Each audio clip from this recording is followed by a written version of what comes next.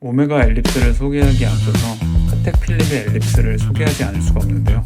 누추한 채널까지 와서 이 영상을 보시는 분들은 파텍 필립이라는 브랜드 당연히 알고 계실 텐데요. 파텍 필립의 컬렉션 중 엘립스라는 모델에 대해서도 들어보셨다면 시계에 좀 더 관심이 있는 분들일 것 같습니다.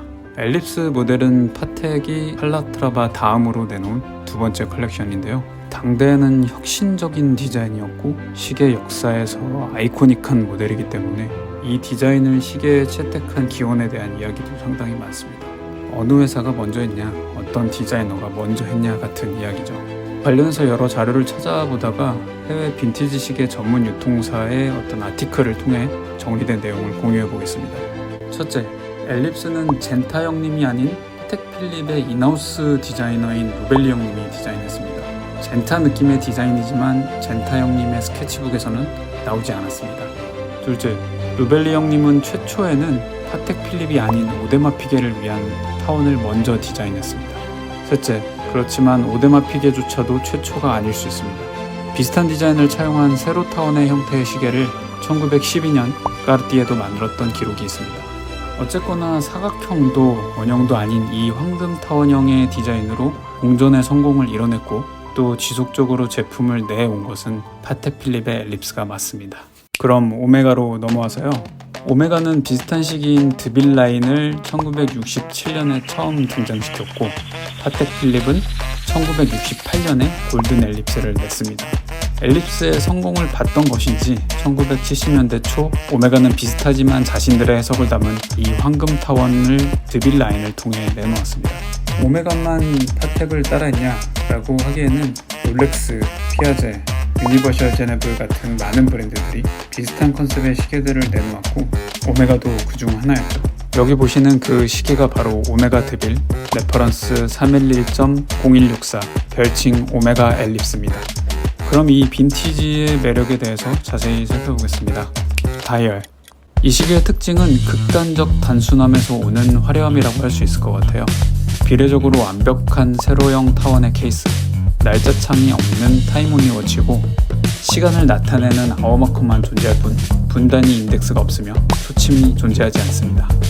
다이얼의 색상은 스트랩과 매칭되는 실버 선버스트로 마감이 되어 있습니다. 광량에 따라 샴페인 골드와 실버 컬러로 번갈아가며 색을 달리하는 매력이 있습니다. 종종 케이스에 러그가 붙어있는 모델도 있는데 이 레퍼런스는 완벽한 타원을 혹시라도 왜곡시킬 수 있는 러그를 아예 없앤 모델입니다. 케이스 두께는 6.2mm로 얇기 때문에 쿼츠나 마이크로 로터 무브인가? 라고 생각하실 수 있는데요. 기계식 수동 무브먼트인 칼리버 625를 사용하고 있습니다.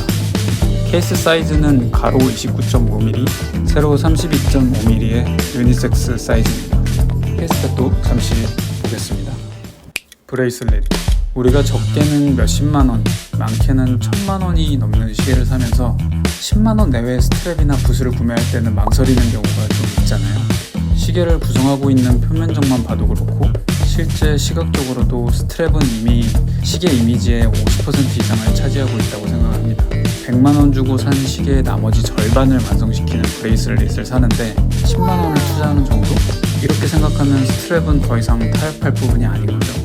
이 시계는 제가 그렇게 중요하다고 생각하는 브레이슬릿의 디자인이 압도적입니다. 수많은 엘립스 다이얼을 가진 빈티지 시계 중 정확히 이 모델을 선택한 이유기도 하고요. 우리한테 익숙한 일체형 붓들은 조립부랑 경계선이 존재하죠. 하지만 이 스네이크 스킨, 피쉬 스킨의 일체형 브레이슬릿을 보시면 이건 다르죠.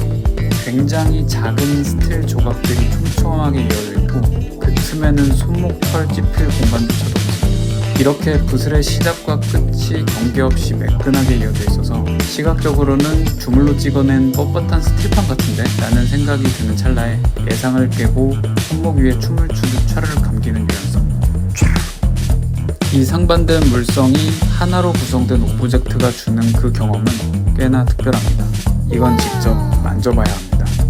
근데 줄 조절은 어쩌나 궁금하실 수 있습니다. 절단기로 잘라야 하나 싶으실 거예요. 걱정하실 필요가 없는 게 이 브레이슬릿은 모든 손목에 조정 가능한 붓을 형태입니다. 이렇게 스트랩을 버클 안에다가 집어넣고 내 손목 사이즈에 맞게 조절을 한 뒤에 버클을 잠그면 끝입니다. 이 붓슬의 뒷면을 만져보면 울퉁불퉁한 과속방지턱 같은 게 여러 개 있어서 버클을 잠그고 움직일 때 스트랩이 풀려나가는 것을 막아줍니다. 버클의 앞 뒷면에는 오메가의 작은 쭈꾸미가 각인되어 있습니다.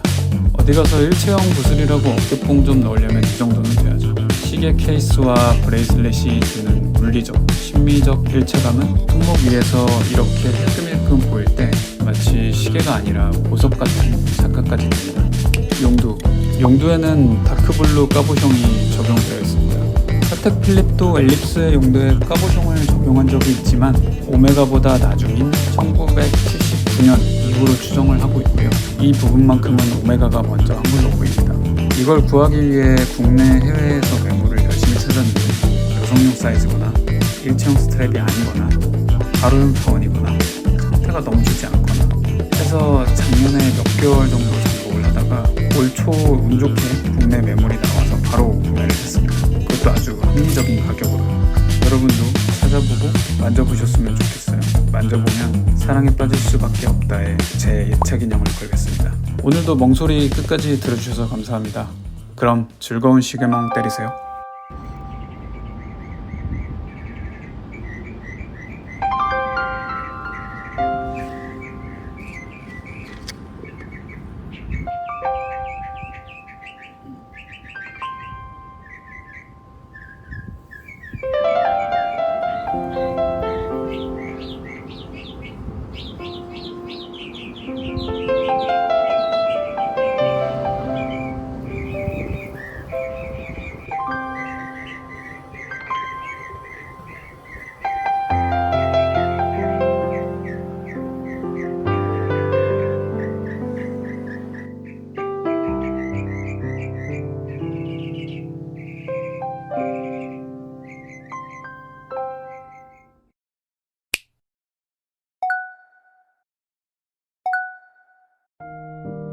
2000년 전 그리스 수학자인 유클리드 이후 르네상스 시대의 루카 파치올리의 정리까지 다뤄야 되는데요. 이 비율은 1대 1.618로 한 선을 조화롭지만 동일하지 않은 두 길이로 나눈 완벽한 지점을 이야기합니다. 더 들어가 볼까요? 못 들어가겠다. 자, 안돼 끝. 이거 못 들어가.